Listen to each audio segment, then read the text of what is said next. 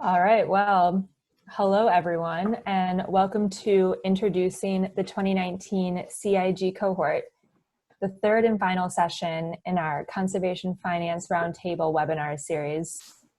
First and foremost, we'd like to start by wishing your families, organizations, and communities the very best as we all manage work and personal responsibilities in these really uncertain times. We'd also like to say thank you again to everyone for attending this webinar series. While we still really miss the ability to gather everyone in person this spring, we've enjoyed continuing our discussions in this webinar format. It's thanks to all of you attending the roundtable over the past couple of years that we've been able to build this community of practice together. And it's been great to continue connecting with you through these uncertain times as you continue your important conservation finance work. My name is Allegra Rockledge. I'm the program manager of the Conservation Finance Network, and I'll be co-facilitating today along with my colleagues Lee Welpton and Michelle Haynes. We are joined by Adam Chambers with the USDA Natural Resource Conservation Service, as well as our 6 panelists from the 2019 CIG cohort, who I will let Lee introduce shortly. In case we have any folks joining for the first time, this roundtable initiative is the result of a September 2015 NRCS Conservation Innovation Grant, CIG, to the Conservation Finance Network to provide a dynamic forum for learning, interaction, and continued engagement through the delivery of roundtable meetings. To be convened in partnership with NRCS and a range of leading practitioners and investors, these roundtables aim to foster the development and application of innovative approaches that will increase the financial resources deployed for conservation. Before I hand things over to Lee, just a couple items related to Zoom. All of the presentations are being recorded and uploaded to the Conservation Finance Network website, where you can also access the minutes and agendas from the past 3 years of roundtable meetings. So please do check out these recently uploaded resources and remember to share them with your colleagues. We have muted your lines and turned off your video for the duration of the presentation, so please use chat to submit your questions or comments. We'll be holding all of these questions until the end to answer them. And with that, I'll hand things over to Lee to get things started. Thank you. Hey folks, welcome to the third installment of the Roundtable webinar series. Obviously a poor stand-in for being together in the flesh, but we're glad to have you with us nonetheless. We are also thrilled to have the cohort of 2019 Conservation Innovation Grant recipients together with us today to learn a little bit more about what they're working on. Excuse me. And I'll just add that our own Conservation Innovation Grant has now closed. And despite the barriers to in-person convening that are quite obvious at the moment, we remain committed to continuing the Roundtable series now as a core CFN program. So more on that to come. But you know, as we've reflected on what has come together through the Roundtable series the last few years, we've really been blown away by the layers of connection and layers of support for each other's project work that's been built up among this community. It continues to spiral forward in somewhat dizzying ways if we try to even chart it out at times. So very excited to continue doing so in whatever form and function we're able to, given all things COVID. Speaking of, if anybody's wondering what to expect for the fall, we have no idea. But we will continue with some form of roundtable convening, whether that is via internet or otherwise, no matter what. So stay tuned for more. But now to jump in. So again, really pleased to be able to showcase the innovative work being done across this cohort. And we do have the full cohort represented today, which is just great. In order that they will be presenting, Allegra, if you could do next slide. So today we're going to have mini presentations of sorts from Brandon Welch of Mad Agriculture, Christy Electris from Croatan Institute, Anthony Munt from Zero Foodprint, Christine Cadigan from American Forest Foundation, Ben Shirosky from Greenprint Partners, and John Stephen Bianucci from Iroquois Valley Farmland REIT. Each panelist is going to have 7 minutes, approximately, to describe their project and the problem it aims to solve. I'm going to try my best as moderator to enforce time limits and be a veritable human bullhook, as is my lot in life for a lot of these in-person roundtable meetings. It's a little awkward to do so on a webinar, so please excuse me, panelists, for any interruptions. And otherwise, if you can see my video, you might just see me holding up my little time reminder here to help with the enforcement there. And our goal in keeping to time is really just to leave a reservoir at the end, if you will, for discussion and Q&A. So if you're listening, those out in the audience, please submit any questions that you may have and via the chat box, and Michelle, Allegra, and I are going to manage them such that we get through as many as possible at the end. So now I'm going to hand things over to Adam to share a bit on NRCS's perspective on this cohort, and hopefully to share a bit of insight for anyone working on a new Conservation Innovation Grant proposal for the end of June deadline. So Adam, take it away. Thanks a bunch, Lee. Really appreciate your team's persistence through these challenging times and the success that you all have delivered under this NRCS Conservation Innovation Grant, or CIG. And really just hats off to y'all. We've had meetings across the country. We've been in New York at the New York Academy of Sciences. We've been in the Presidio out in San Francisco, up in Portland, Chicago. We've covered the country with your CIG and your growth, the growth of this CIG. And I think on behalf of all of NRCS, I'd just like to give you and Allegra and Michelle and your team a thumbs up, round of applause, a virtual hug, all of those things, because you have delivered kind of the essence of what CIG is. When we look at CIG projects and evaluate those, we do so in kind of a confidential manner. And what we're looking for as we sift through the many proposals are opportunities to work with a group to take a concept, an idea, a glimmer of hope, and polish that into something that can launch and fledge. We all know that Kari, and he sends his regards. He's really busy right now, but he's a bird watcher, and you know what we're looking for with CIGs are the ability to take a small egg, incubate it, hatch it, and then allow it to fledge and fly. And I think what you're seeing with the last of your project is today, and what you're seeing is, as you've laid out, there's a future, and that is the pathway to flight for you all. And from NRCS's perspective, that's a very exciting place to be, where we can see a project, grow wings and fly. So you would also ask me to give a little bit of insight and into what we look at when we're looking at projects. So as you are aware, we have both a CIG solicitation out right now, and we have an RCPP AFA solicitation out right now. And both of those have deadlines that have been extended thanks to the generous support of our leadership. And we really want strong proposals. So I would encourage you to take a look at the CIG website, the RCPP, Alternative Funding Arrangements website.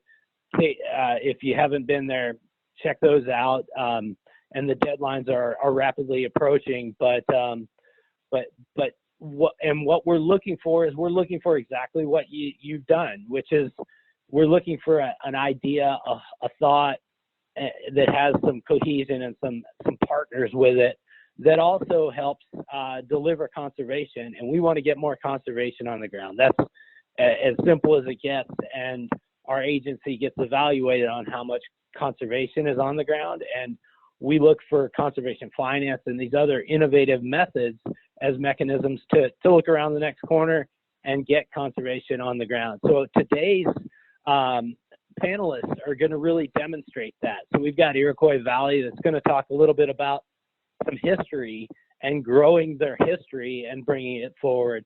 And then we've got, Zero Footprint, for example, and Mad Ag on the other end of the spectrum where they're just getting going. And they have some great ideas, and they think they can polish those ideas and launch them into the future. I don't want to put words in the folks' mouth. So without saying more, I'd just like to say thanks, Lee and Allegra and Michelle, for all of your efforts and work. We know you'll have a final report, and we will definitely utilize that as a community. And at our goal here is just to get more conservation on the ground, and we think conservation finance is a great mechanism to do that. So I look forward to hearing from the panelists, and we'll be open to questioning at the end. Thanks, you guys.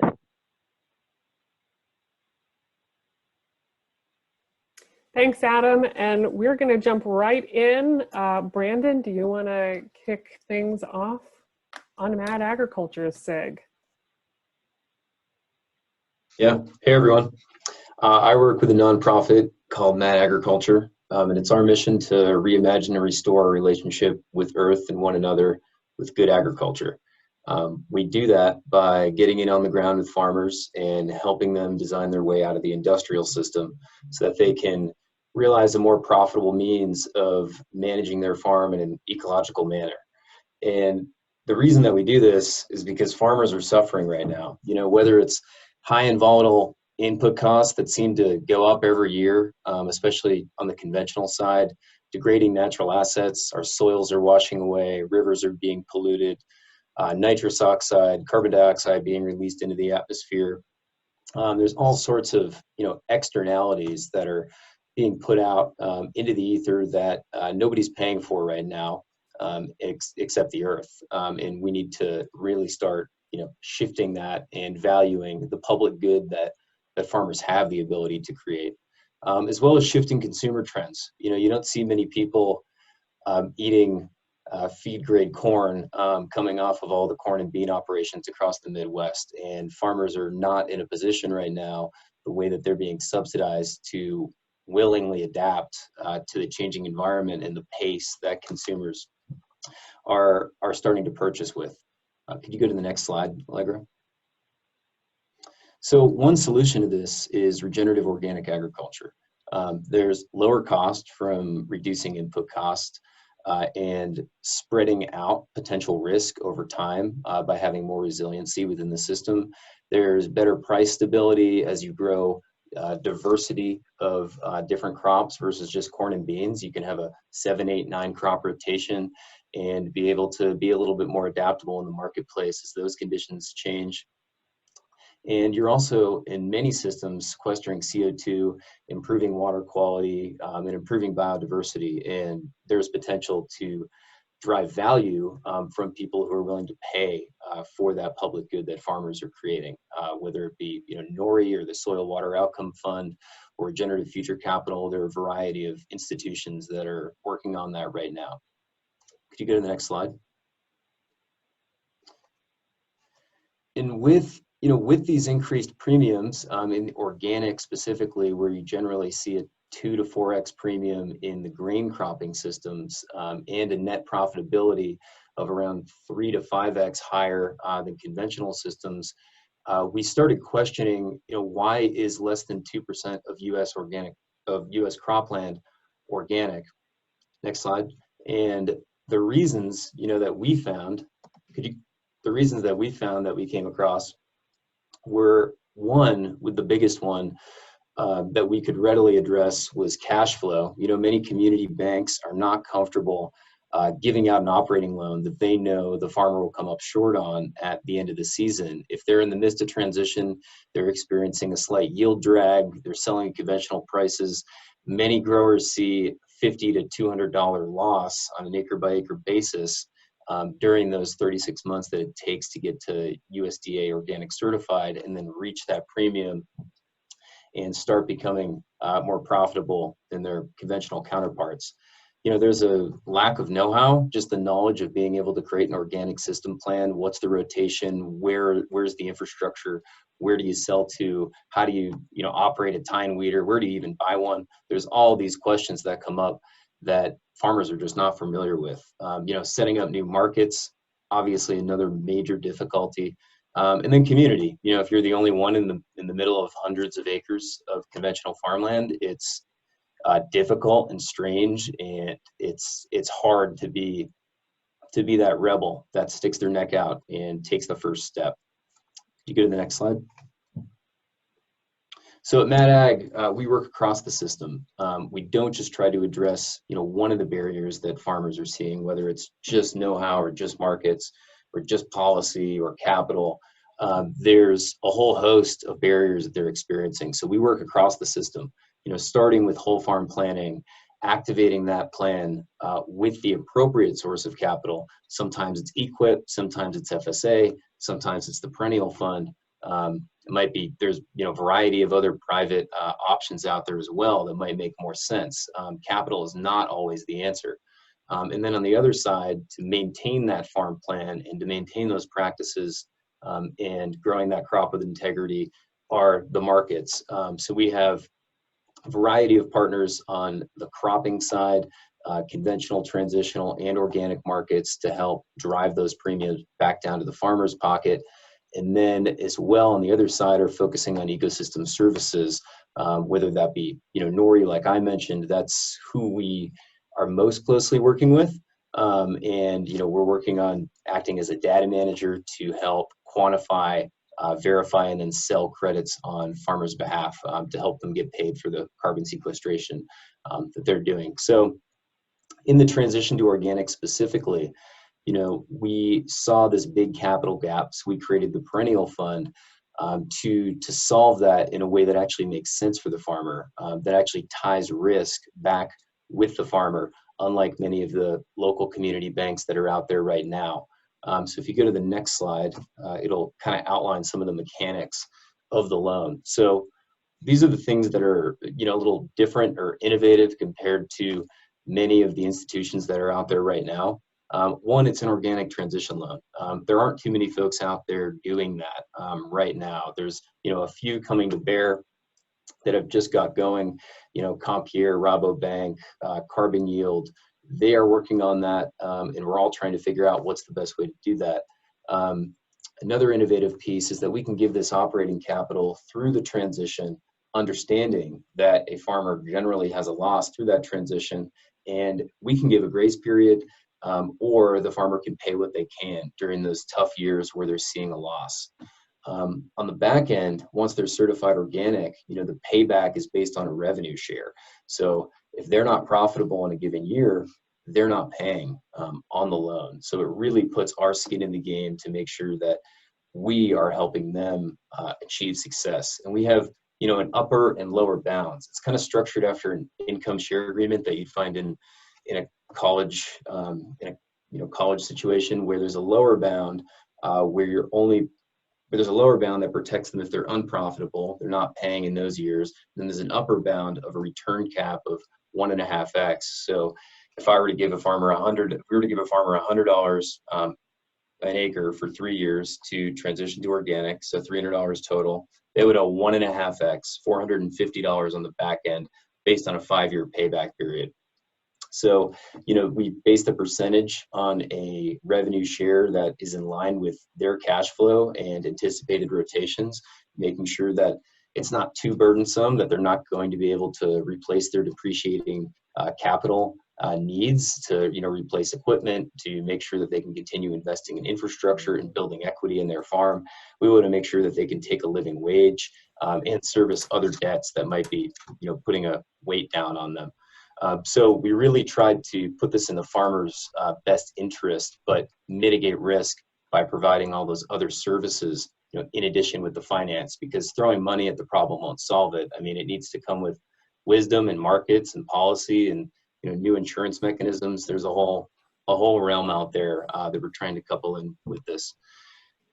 So those are the value adds that we add with every loan. And, the reason that we've been able to get this up and running and launched was because of the USDA Conservation Innovation Grant. And because of that, we're actually not even charging investors a management fee on this first fund, because it's a pilot. We're testing it out, $5 million fund, and then we're going to scale it up. Lee, I see you making noise over here. Am I out of time? Yes. Sorry. Can we just skip to the last slide? I'll just give 30-second. Just as you're getting to the good stuff. Yeah. So, it's going well. We have a variety of partners that are coming together. We have 60 family farms that we're talking with, totaling about 24,000 acres. And we're going on a road trip for the whole month of July to go visit all of them, get in on the ground with them, get to know them better, and run due diligence and see who's going to be the best fit. Just kind of scratching the surface here. There's a lot of different details that we could dig into when we get into the Q&A, but thank you for listening. Appreciate it. Awesome, Brandon. Thank you so much. Sorry to squeeze so much content into such a short amount of time. We're going to do a quick pivot now over to Christy. Christy, you want to take it away? Hi. Yes, thank you. It's great to join you all on this roundtable, and we're excited to be hearing about projects from all the CIG cohort. Next slide. So my name's Christy Electris. I'm a fellow and co-founder of Croton Institute. Croton is an independent nonprofit whose mission is to harness the power of investment for social good and ecological resilience. I'm based in Boston, but Croton Institute is headquartered in North Carolina, and we have a network of affiliates across the country and even internationally. Organic Agriculture Revitalization Strategy, or ORS, is an initiative of our institute to use the growing consumer and investor interest in organic food and agriculture as a strategy to revitalize rural communities and support regional economic development. So this project, our Conservation Innovation Grant, was designed as a 2-year project starting this month, and it's led by our Institute's president and senior fellow, Josh Humphreys. Other colleagues include David Lizax, myself, Jamie Silverstein, Susan Pakin, Matt Aitken, and Phil Harrington. Next slide. And we have a great group of partners that we've assembled, including the EQIP eligible farmers from across the country, from Organic Valley, as well as the North Carolina farmers. We have a variety of investor types: farmland investors, community development financial institutions, and fixed income investors, and have also found some great research and technical service providers, some nonprofits that are across all of the geographies, which I'll talk about in a little bit. And they're all going to be helping us develop these regenerative organic agricultural districts, which you'll see on in a few slides. We'll describe more. But this work basically builds on our research that was published in our 2019 report called Soil Wealth, which was supported by another CIG that was led by David Lizax, who was at the time at Delta Institute. The term soil wealth is what we use to describe the constellation of benefits associated with building both soil health and community wealth through regenerative agriculture. And we found in that research that an increasing interest in investing in regenerative agriculture, identifying nearly $50 billion in assets that were managed around investment strategies that incorporate some regenerative ag considerations. And we did that taking a total portfolio approach. So you can kind of see this figure here. It identifies all the different asset classes that we looked at. And we also took a look at within the agricultural value chain, thinking about the needs of the farmers, as well as seed to farm to fork and beyond. So building on the recommendations from that report, this SIG will prioritize the development of mechanisms associated with what we found were the priorities, which were farmland cash and fixed income. From asset owners that we surveyed, it was clear that the most impactful thing would be if we had turned our attention to developing strategies for fixed income investors. We identified, another part of this report was identifying different financial mechanisms that could apply to increasing regenerative agricultural finance, but few of them are really mature enough Instead, we found that farmers are repeatedly facing numerous barriers when trying to use whatever financial mechanisms are there. So for example, for the EKIP program, farmers are reimbursed for implementing NRCS approved conservation practices, but that's really only if they can provide the capital up front, which can be difficult for smaller and disadvantaged operations and limits the scale of improvements they can do at once. As the previous speaker just said, we also have that organic valley of death thing when you're transitioning to organic of 3 years. And so, these are some of the roadblocks that are preventing farmers from adopting the conservation regenerative agricultural practices. Next slide. So building on those findings and through this CIG, we're going to be developing regenerative organic agricultural districts. The concept is an innovative place-based financing mechanism that can address these types of barriers. The model will involve establishing special purpose soil wealth improvement districts that can become magnets for regenerative agricultural investment.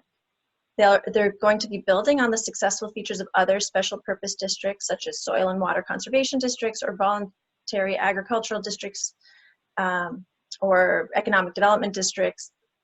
There's many different state and national level districts that are already in place, so we don't want to necessarily start from scratch. But we'll adapt core elements of these kinds of successful districts into a concept of the roads district that we anticipate might take different forms in different places depending on the policy and the policy environment and the stakeholder dynamics in each region. Next slide.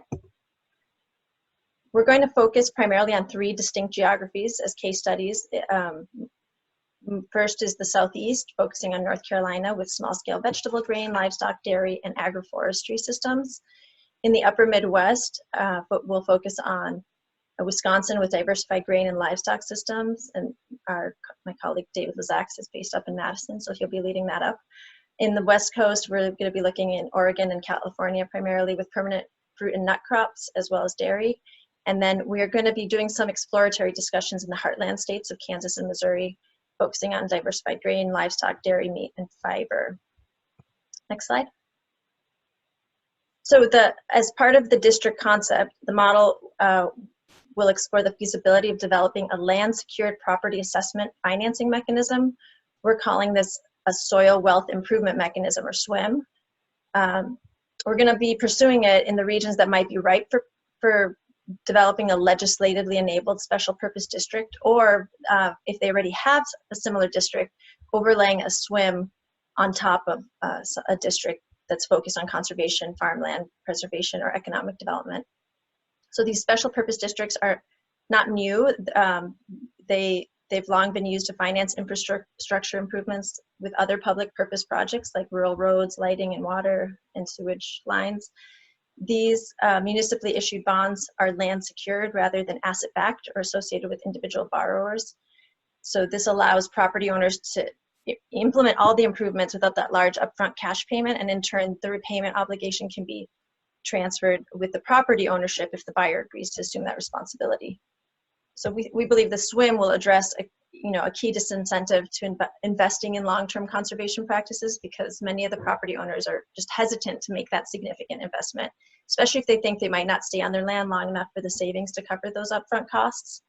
And with many, more than 40% of agricultural land being owned by non-operating landowners, it's particularly relevant. So this is my last bit, and then I'm wrapping up. And the mechanism, just to note that this mechanism is kind of similar to the property assessed clean energy or PACE financing that people use to finance improving energy efficiency and renewable energy infrastructure. But we know that there's some limitations. So this project's going to work closely with our network partners to explore the feasibility of developing a SWIM within the roads districts and that can overcome and be much better. So finally, this is there's a growing recognition that regional food and ag systems are important drivers of rural economic development. And so we're looking forward to working with our partners and this cohort to move forward. Thank you. Awesome, Christy. Thank you so much. Plenty to dig into there, or sink our teeth in if we have enough time at the end here. If we could keep it rolling and pivot now to Anthony. You want to take it away? Sure. Hi, guys.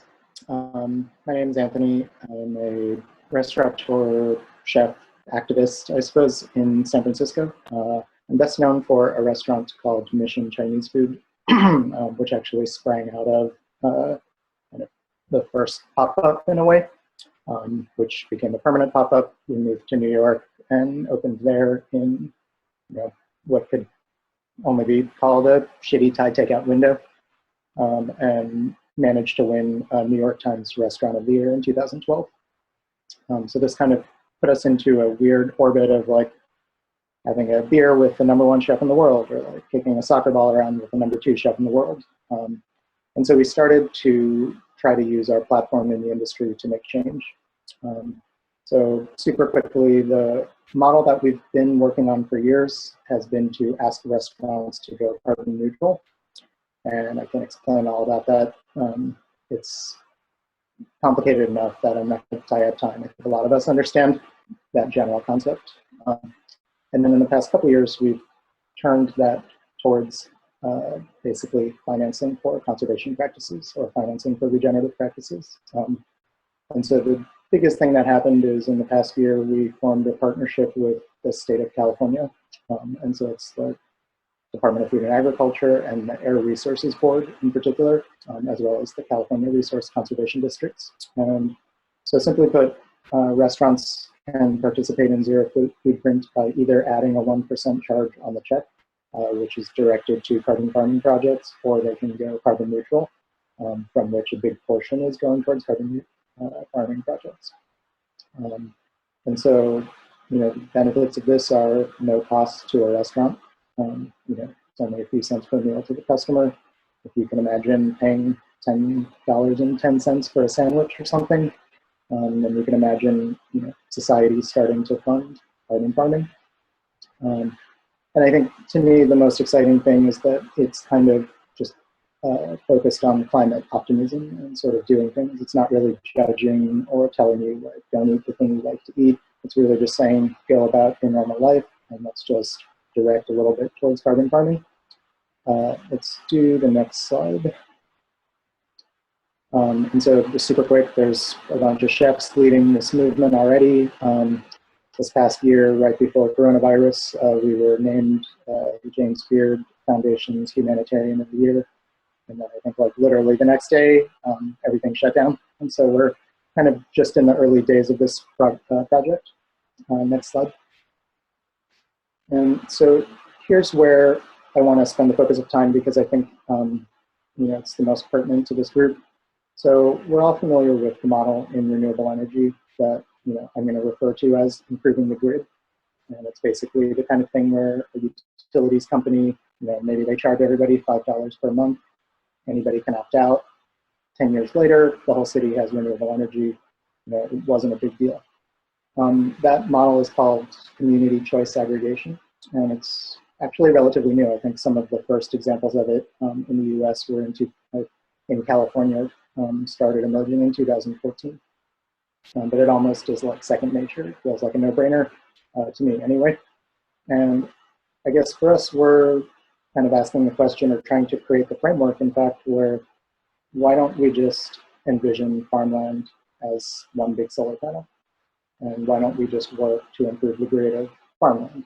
And there's a lot of, someone mentioned before, like the organic valley of death from that ag. And like these challenges are real and very difficult to overcome. And it feels sort of like the existing good food movement and farm to table. It's kind of like centered around trying to get a few people to pay 3 times more for the thing to create that premium to overcome that organic valley of death. But I think, again, if you can imagine paying $10.10 for the sandwich, then you can imagine improving the grid and not having everything hinge on that 3 times price premium. You could imagine just everybody, Dunkin' Donuts, Chez Panisse, whoever, starting to fund regenerative practices. So let's go to the next slide. And I think where things are exciting is the potential to scale up through regional policy partnerships. So at the moment, our work is sort of like just getting chefs and restaurants to opt in. Be a leader in your region, do your part. We'll try to tell your story, drive traffic to your business, etc. But what's exciting is that, there's a lot of counties that have climate action plans. One specific example in Northern California, Sonoma County, is like highly motivated. They have drought and wildfire and flood year after year. They have a proud agricultural tradition. Sonoma's restaurant industry was pre-coronavirus an $870 million industry. So, the goal there is basically let's get people excited, show good benefit, and then eventually create the policy kind of environment in which Board of Supervisors and city councils can basically switch the program from an opt-in program with a few leaders to an opt-out program where every restaurant participates, any single restaurant can opt out, any individual can opt out, basically a no big deal scenario, but which generates, in pre-coronavirus Sonoma, over $8 million per year towards carbon farming. And so, you can imagine as finance people, would there be blended finance mechanisms or program related investment kind of opportunities to like really front that money, create those projects, and then have a 1% charge at restaurants paying back the loan or paying back the program related investment over the years. You can also imagine this scaling at the corporate or campus level. So, Google's cafeteria or University of California Davis's dining hall. They could basically conduct a life cycle assessment and then address their ingredient use through carbon farming contributions. And so our work on that front is basically to facilitate the life cycle assessment, help them kind of determine a cost, let's say, per student or for the whole food program to go carbon neutral. And so at the university level, you could imagine basically campus services just offering students, like, hey, it's going to be $50 to make your meal plan carbon neutral for the year. Maybe 10% of students opt in. At a big university, that would still generate maybe $100,000 towards local carbon farming projects. And what's more exciting for the university is that they can even establish those as actual carbon credits toward their own internal carbon reduction programs. I know like Duke is doing a lot of work on regenerative grazing, et cetera. And so there's these kinds of peer review programs to create those carbon credits. And so the common denominator in all of these approaches is that like government, institutional leaders, corporate leaders, campus leaders are starting to understand the importance of regenerative practices, conservation practices, and carbon farming. And all of these people also have climate goals. And so there's a big intersection there, and all of them have limited budgets. And so this is basically a way to pull money in from outside of their budget by basically like activating the consumer's ability to take collective economic action and make the change and create local resilience and local benefit.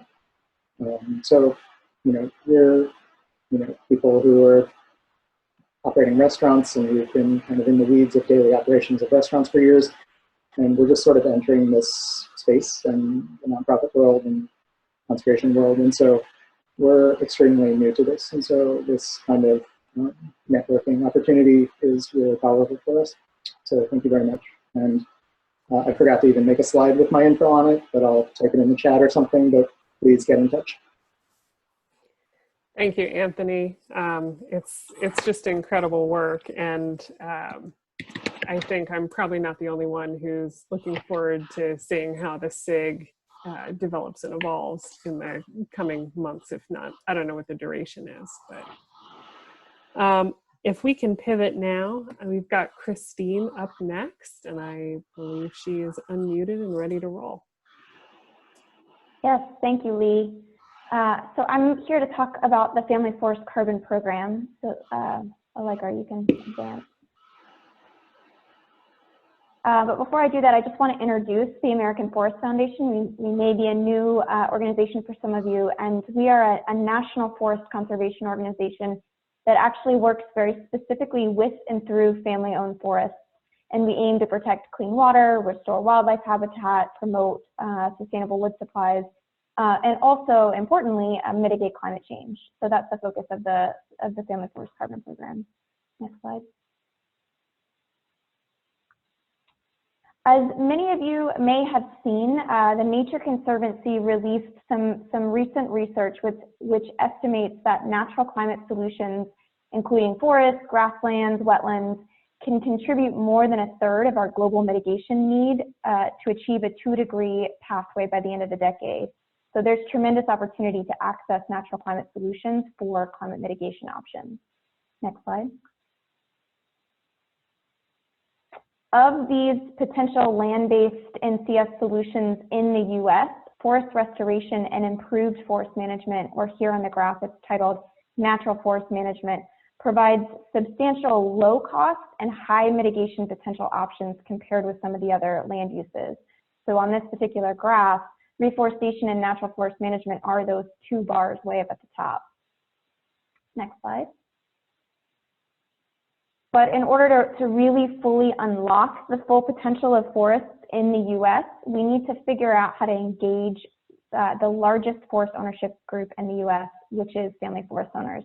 They actually own more forest land than large corporations or the federal government. So the potential with working with and through family forest owners is very significant. Next slide. Yet the other side of the story is that it's a very diverse and challenging group to work with. For one thing, as you can see here, most family forest owners own between 20 and 500 acres, meaning that this group is made up a lot of, more than 1 million of individual parcels or individual ownership.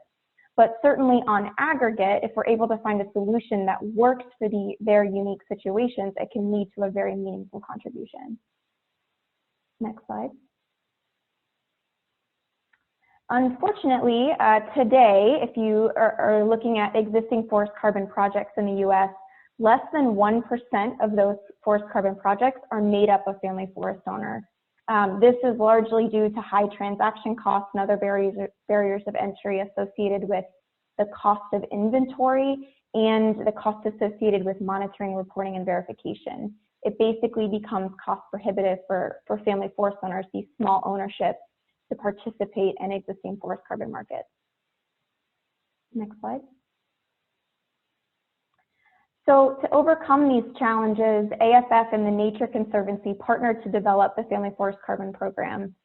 It's a very unique partnership. AFF brings expertise and understanding of working with family forest owners, and TNC, as I already mentioned, has their expertise in natural climate solutions and natural climate science, as well as the science behind specific forest management practices and the ability to quantify the carbon impact of those forest management practices.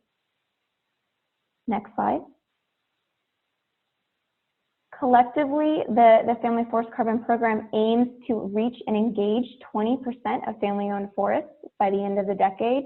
And this, we estimate this to have a sequestration potential of at least 2 gigatons by the end of the century.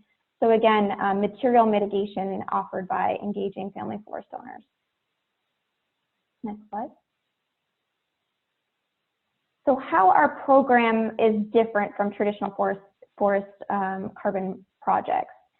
First of all, it's a practice-based program and it's quantified at a landscape level. So that means that our team has identified specific forest practices that when implemented have an estimated carbon benefit above baseline or above common forestry practice when implemented. So that means that in our program, landowners are paid to implement the practice, very much akin to how NRCS operates with their eligible activities, but not for the carbon generated on their property. We're estimating the carbon benefit across all of the landowners participating across in any given landscape. We built a system to confirm that landowners are implementing their practice, and we are still deeply monitoring the participating landowners, but we're doing so across a representative sample. So instead of monitoring every individual participant very deeply, and obviously that comes at an expensive, at quite the cost, we're spreading that across all the participating landowners. Next slide. By developing this practice-based program, we've, again, eliminated the need for that costly inventory and, like I said before, spread the cost of monitoring across all of the participating landowners. As a result, 73% of our direct costs go straight to the landowner as incentive payments, and actually another 10% goes to the landowner to support the cost of developing a forest management plan and the technical assistance associated with developing that plan. So 83% of those direct costs go straight to landowners.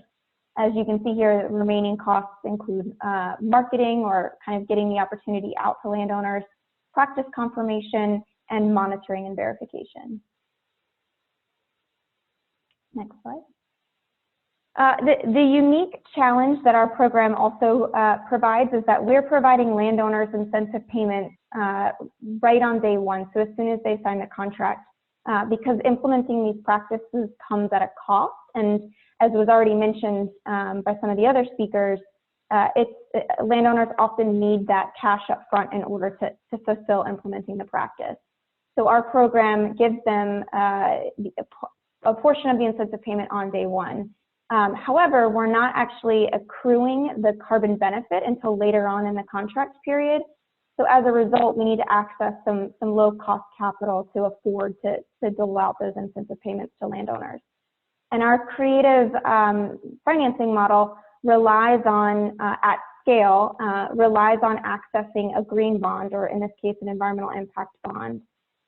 That capital would go to a conservation intermediary. We've established the Family Forest Impact Foundation to be this organization, which will then pay landowners the incentive payments directly. It'll contract with landowners directly, who then eventually produce the carbon benefit that we can monetize on the voluntary carbon market and sell to interested corporate buyers, sell those carbon credits to interested corporate buyers. And the revenue from those sales then goes to pay the principal and interest on the green bond.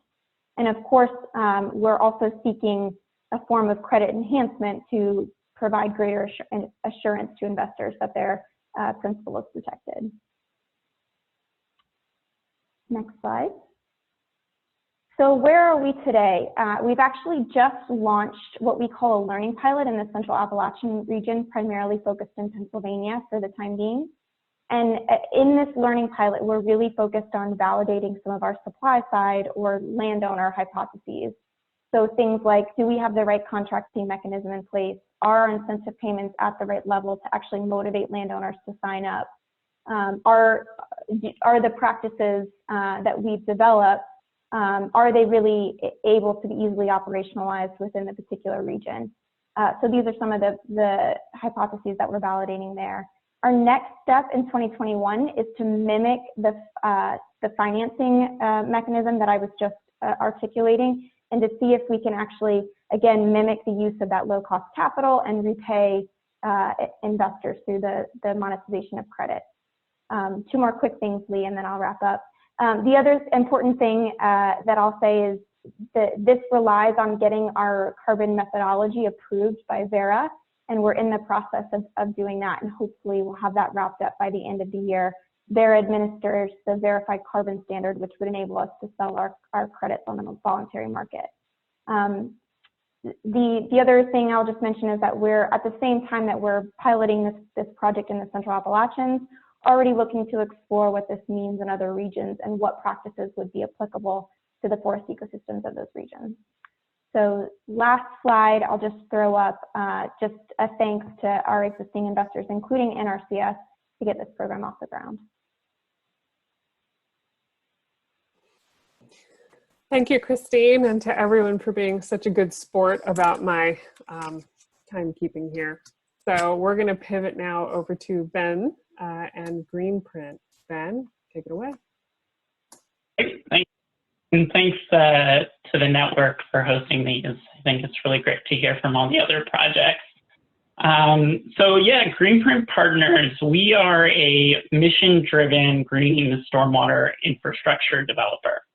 We're a B Corp. We're driven by the theory that, you know, green infrastructure and green stormwater infrastructure transforms communities.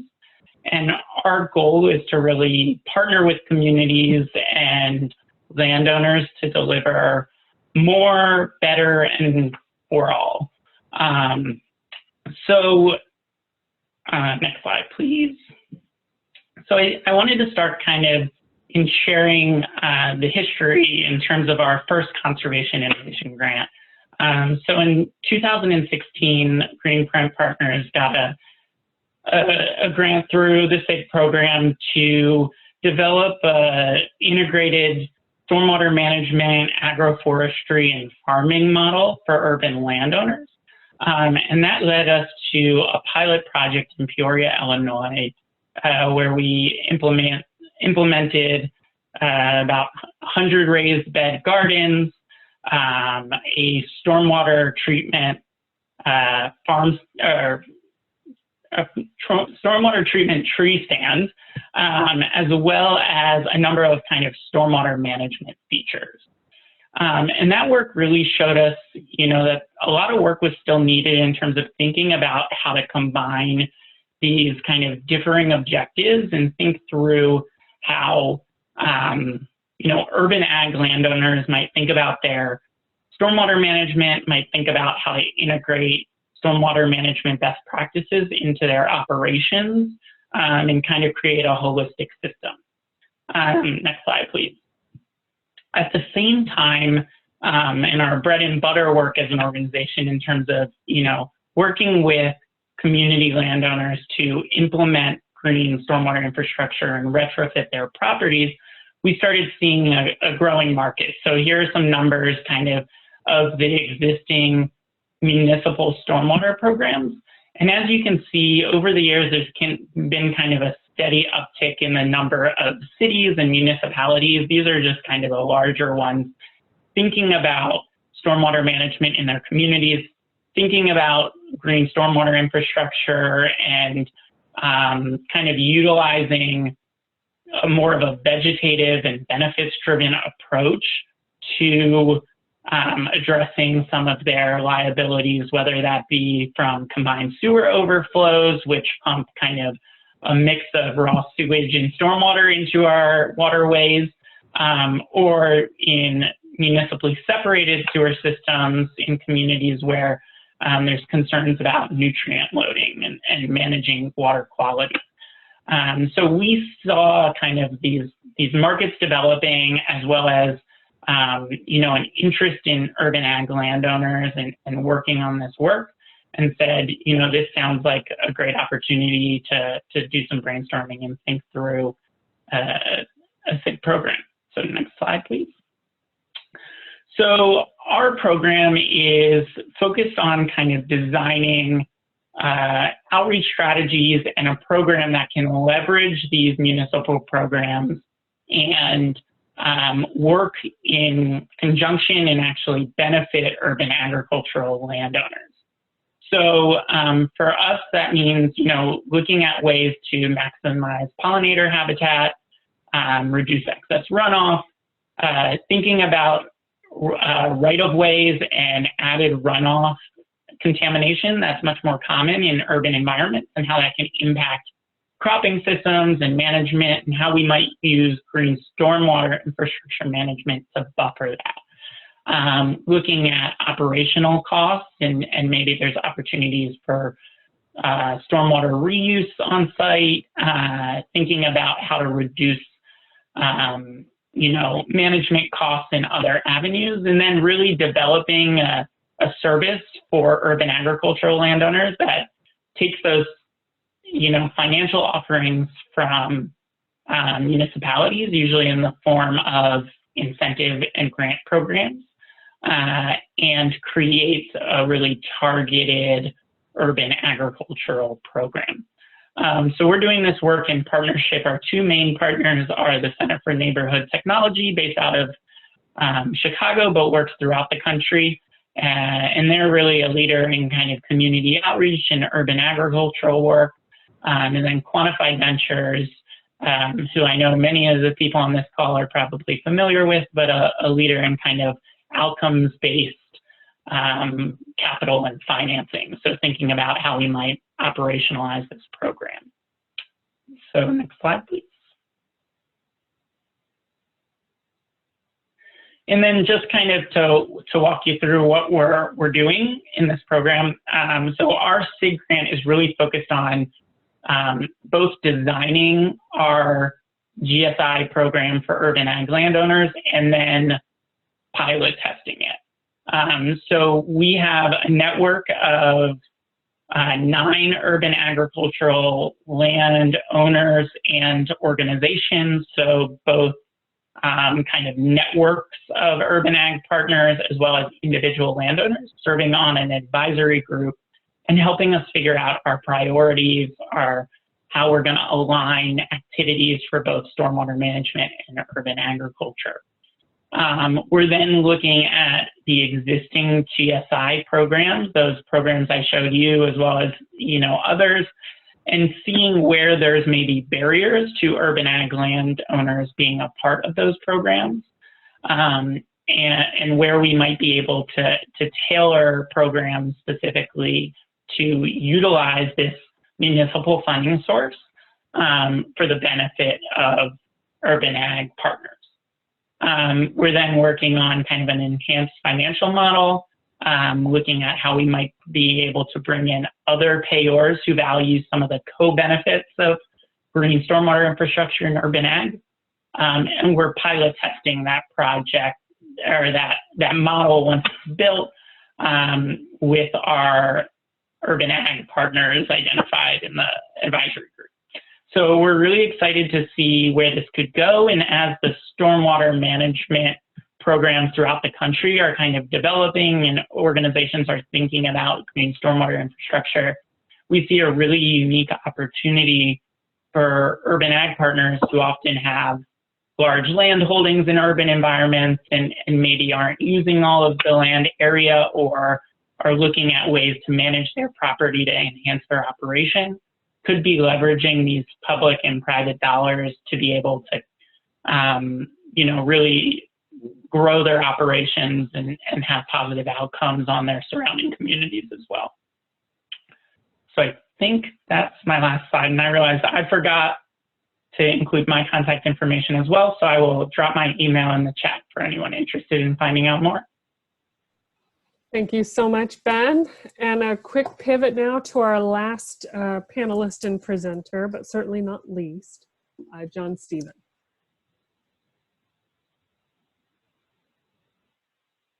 Hi, everybody. Grateful to be here. John Stephen Bianucci, Director of Conservation at Iroquois Valley Farmland REIT. And we work with investors to provide organic and regenerative farmers land security through leases, mortgages, and operating lines of credit. And let's go to the next slide, please. As a 2016 CIG recipient, Iroquois Valley's challenge was to attract private capital off the sidelines and into conservation finance.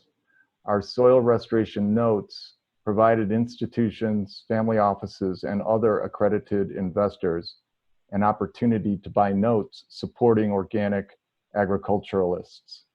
It provided the company and our financial advisory partners a debt instrument offering investors triple bottom line returns with which to help grow their client base. It provided farmers financial support during transition years through the organic transition pool. Next slide, please.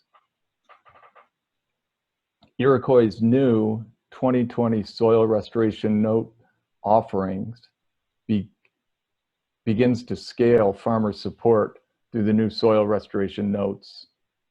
Its soil restoration pool is designed for transitioning farmers to access for costs associated with organic transition and other conservation efforts. And to learn more about this investment opportunity, please go to our website, Iroquois Valley/invest, and connect with Alex McKay, the leader of our investor relations department, and newly on board, Lacey Benz. Next slide, please. Our 2019 Conservation Innovation Grant was awarded to increase the flow of capital into farmer operating lines of credit.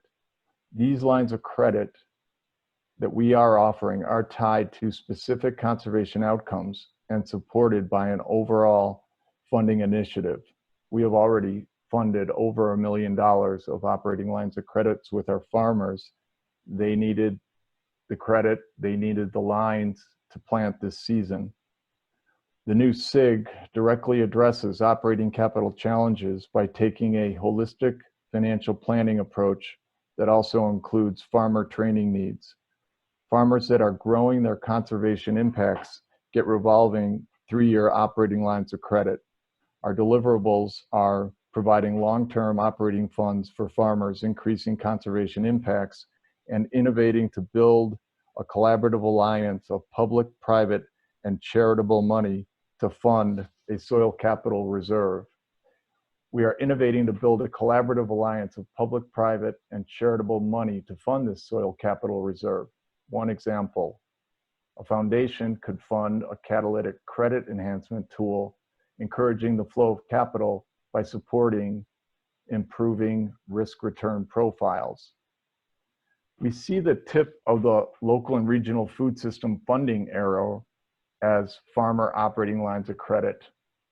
We are structuring a community of support with a menu of options for stakeholders from foundations to corporations to impact investors and governments to participate.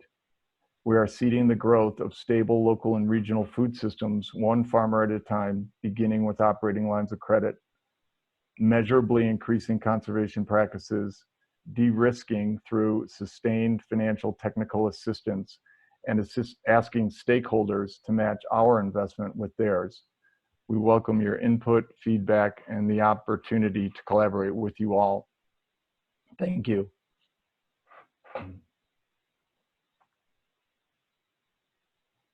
All right, so thank you, John Stephen. Thank you to all of our panelists.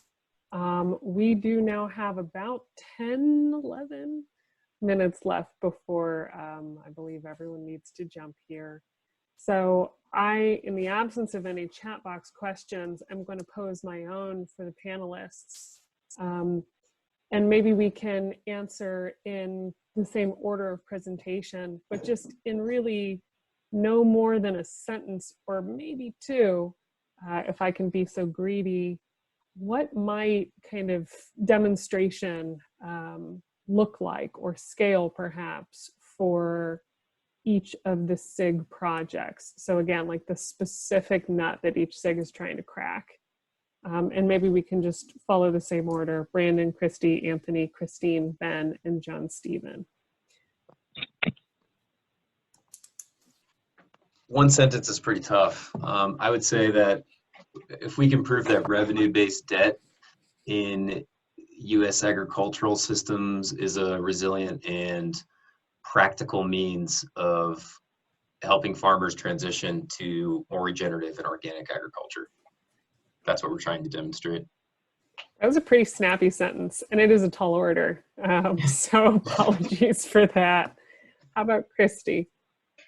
Hi, yeah. So I would say success would be if we see new financial mechanisms being put in place and capital starts flowing to operations and businesses that move us to more regenerative agriculture.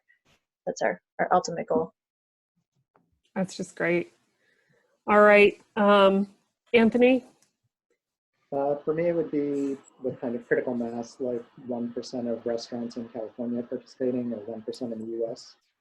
Prior to coronavirus, 1% in California would have generated $10 million per year. Or it could be like the first county or city implementing a soft mandate where every restaurant in the city did it. So whether it's adoption or policy driven, yeah. And how about Christine? I think for us, success is proving that we can get enough supply or enough landowners motivated to enroll in the program, as well as enough demand or potential buyers, and that we have confidence in those buyers and the volumes and the prices that they'll pay for our product. Yeah, especially important at kind of that earlier stage of the market. Ben, over to you.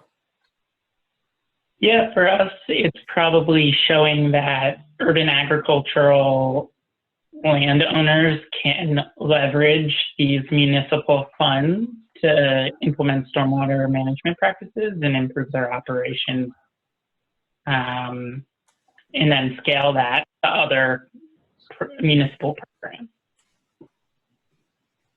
Wonderful.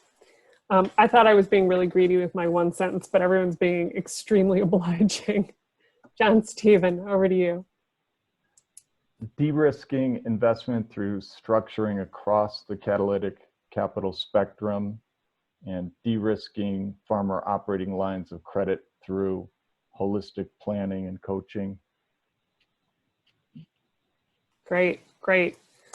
Interestingly, I think, you know, as we were prepping for this, it's always fascinating to see if there are some similarities in the nut trying to be cracked between projects versus, you know, very different, let's just say, broad problems with different potential solutions to specific subsets of issues that are encountered by landowners or municipalities or kind of the restaurant supply chain or what have you.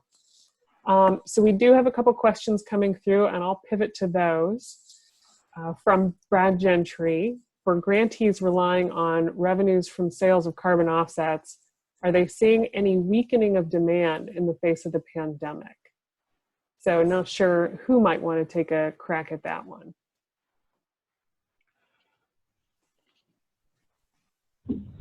So I can start, Lee. I would say it's maybe a little too early for us to tell. I think it definitely will impact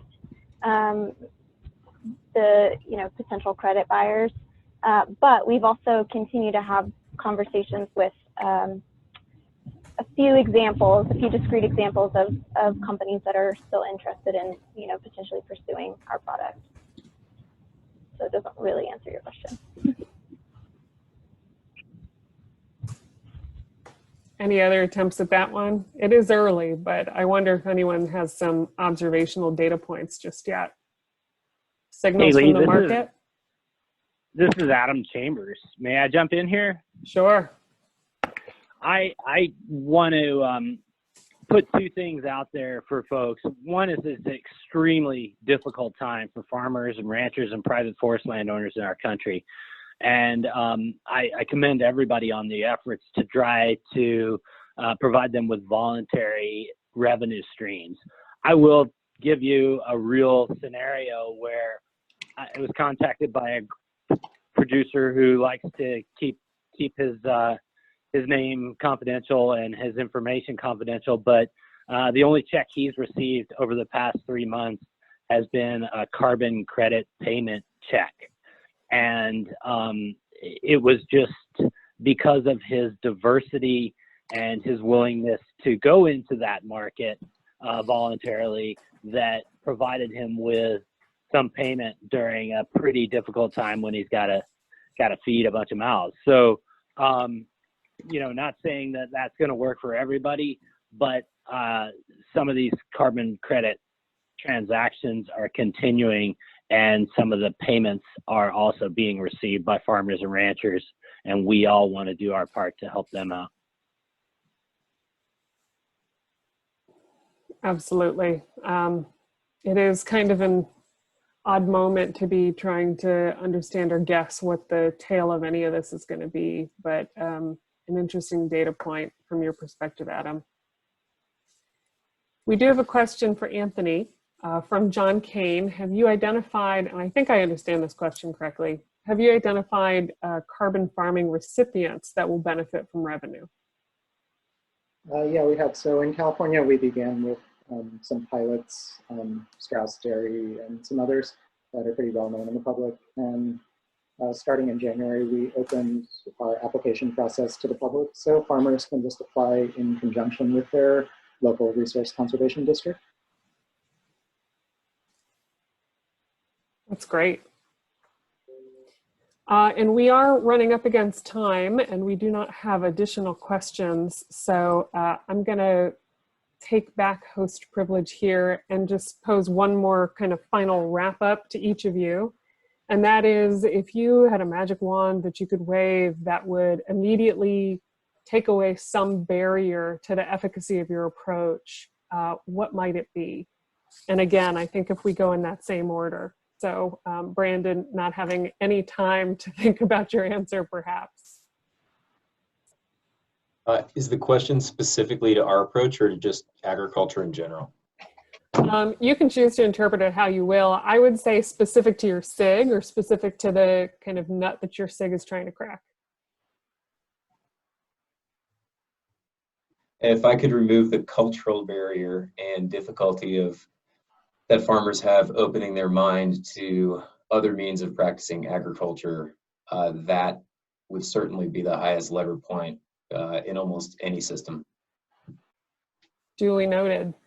All right, and moving on, Christy, can we put you on the spot? Sure. So I think with the regenerative organic agricultural districts, one component that might become a barrier is that it will need some policy work to pass legislation, just like PACE legislation. It has to be passed in the state and the town, depending on the state's rules. So I know that that might become a barrier for us to fully implementing it within our 2-year project timeline. But I'm optimistic anyway that we'll be on a good path by the end of that project. Yeah, absolutely. All right, Anthony, over to you. For me, it would probably just be inertia. I feel like we all believe there is a win-win-win in conservation practices and carbon farming, and it's just that business as usual is kind of going in the opposite direction. Yep, understood. Christine?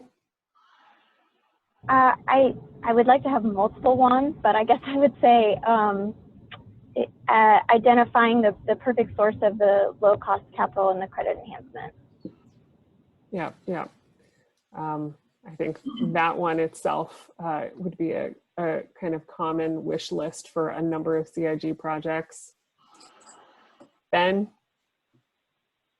So I think for us, there's, the municipal funding is there, but the ability to access it and understand how to engage in these programs is really lacking. And that's where, our program is really trying to close that gap and make it possible for urban ag landowners to, be able to access this capital. Understood. John Stephen? For more investors to understand that Iroquois Valley's success is based upon simplicity is best and directly applied action.